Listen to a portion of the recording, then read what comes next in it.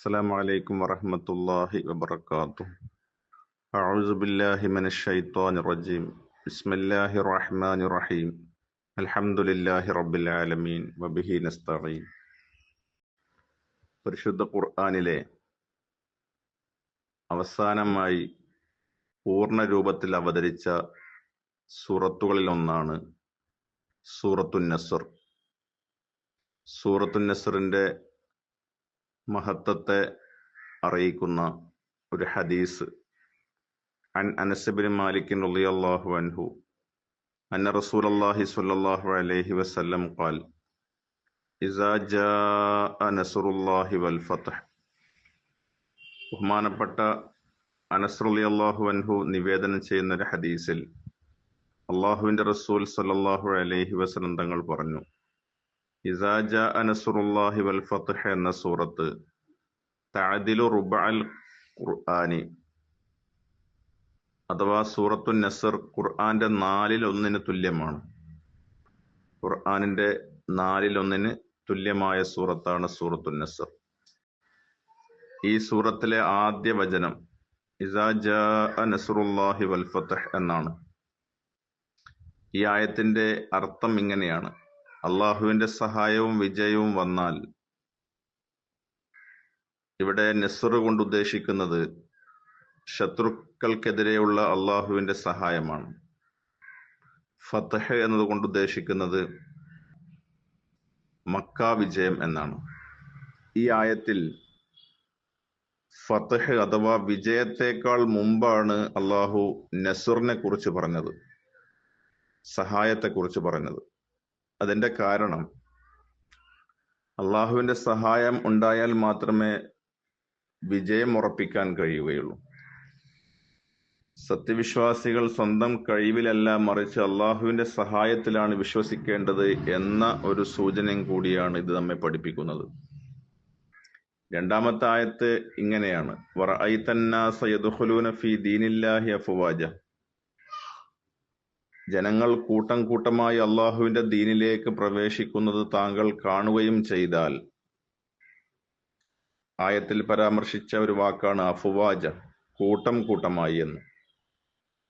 അഥവാ മക്ക വിജയത്തിന് മുമ്പ് വ്യക്തികളായിരുന്നു ഇസ്ലാമിലേക്ക് വന്നിരുന്നത്. എന്നാൽ മക്ക വിജയത്തിന് ശേഷം ഗോത്രങ്ങൾ ഒന്നടങ്കം വിശ്വാസത്തിലേക്ക് കടന്നു വന്നു. ഈ ആയത്ത് നബി സല്ലല്ലാഹു അലൈഹി വസല്ലം തങ്ങൾക്ക് നൽകുന്ന വലിയൊരു സന്തോഷ വാർത്ത കൂടിയാണ്. അഥവാ ജനങ്ങൾ സത്യത്തിലേക്ക് വരുന്നത് കാണുമ്പോൾ ഒരു പ്രബോധകനുണ്ടാകുന്ന സന്തോഷം വാക്കുകൾക്ക് അതീതമാണ്. ഈ അധ്യായത്തിലെ 3-മത്തതും അവസാനത്തതുമായ ആയത്ത് ഫസബ്ബിഹ് ബിഹംദി റബ്ബിക വസ്തഗ്ഫിർഹു ഇന്നഹു കാന തവ്വാബ. താങ്കളുടെ രക്ഷിതാവിനെ സ്തുതിക്കുന്നതോടൊപ്പം അവനെ പരിശുദ്ധനാക്കുകയും അവനോട് പാപമോചനം തേടുകയും ചെയ്യുക. തീർച്ചയായും അള്ളാഹു പശ്ചാത്താപം സ്വീകരിക്കുന്നവനാകുന്നു.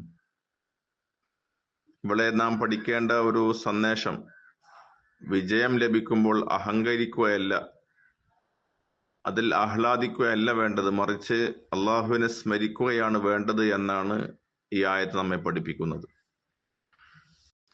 ഈ ആയത്തിലൂടെ പഠിപ്പിക്കപ്പെടുന്ന 3 വിഷയങ്ങൾ: ഒന്ന്, തസ്ബീഹ്, പരിശുദ്ധനാക്കൽ അഥവാ അള്ളാഹുവിന് കുറവുകളില്ലെന്ന് പ്രഖ്യാപിക്കൽ. 2, ഹംദ്, സ്തുതിക്കൽ, എല്ലാ അനുഗ്രഹങ്ങളും നൽകിയവന് നന്ദി പറയൽ.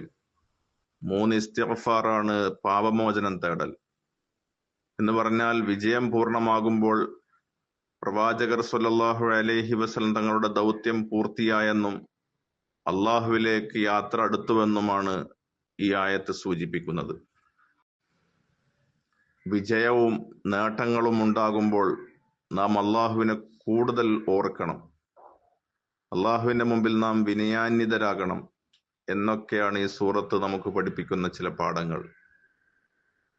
അതോടൊപ്പം മനുഷ്യന്റെ ആത്യന്തിക വിജയം അള്ളാഹുവിന്റെ തൃപ്തിയിലാണെന്നും ഈ സൂറത്ത് നമ്മെ ഓർമ്മപ്പെടുത്തുന്നു. ഈ അധ്യായത്തിലെ അവസാനത്തെ ആയത്തിൽ നാം കാണുന്ന തസ്ബീഹും ഇസ്തിഗ്ഫാറും തമ്മിലുള്ള ഒരു ബന്ധമുണ്ട്. അഥവാ വിജയവേളയിൽ അള്ളാഹു ഈ 2 കാര്യങ്ങളാണ് നമ്മളോട് കൽപ്പിക്കുന്നത്.